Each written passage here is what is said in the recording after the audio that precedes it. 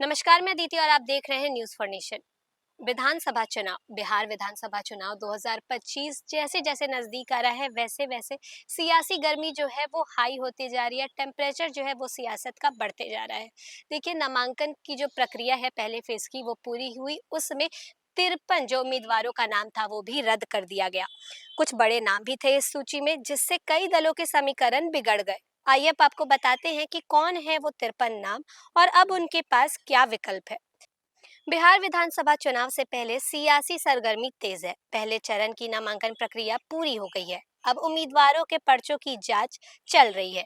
इसी दौरान कई उम्मीदवारों के नामांकन जो है वो रद्द हो गए हैं। अब तक 53 उम्मीदवारों का नामांकन रद्द हो चुका है।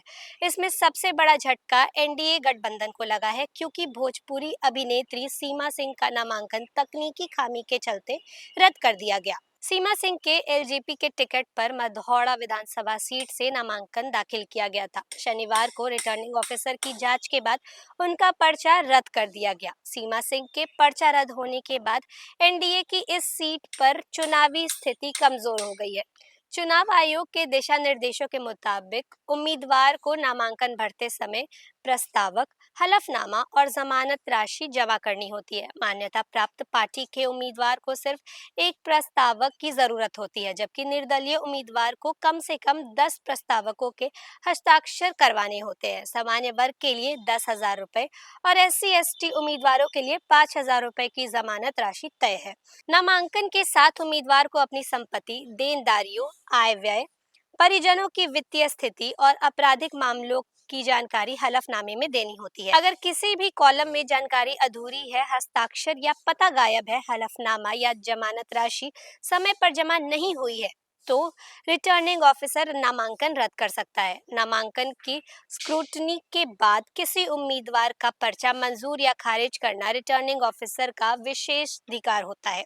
आरओ को अगर किसी भी दस्तावेज में गड़बड़ी दिखती है तो वह नामांकन रद्द कर सकता है। हालांकि आरओ का फैसला अंतिम माना जाता है, लेकिन चुनाव परिणाम के बाद उम्मीदवार इसे अदालत में चुनौती दे सकता है। अगर अदालत यह मानती है कि नामांकन गलत तरीके से रद्द हुआ था, तो उस सीट का चुनाव रद्द कर नए सिरे से मतदान किया जा सकता है।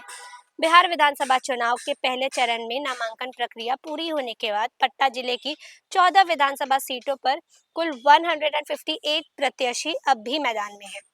जिला निर्वाचन कार्यालय द्वारा जारी रिपोर्ट के अनुसार स्क्रूटनी के दौरान 53 उम्मीदवारों के नामांकन पत्र रद्द कर दिए गए। जानकारी के मुताबिक जिले में 10 से 17 अक्टूबर के बीच कुल 211 उम्मीदवारों ने 314 नामांकन सेट के पर्चे दाखिल किए थे। जांच के बाद 158 नामांकन वैध पाए गए, जिनमें 139 जो पुरुष हैं और 19 महिलाएं शामिल हैं। इस बार भी महिला प्रत्याशियों की संख्या जो है वो काफी सीमित रही है, जबकि तीसरे लिंग श्रेणी से कोई उम्मीदवार नहीं है।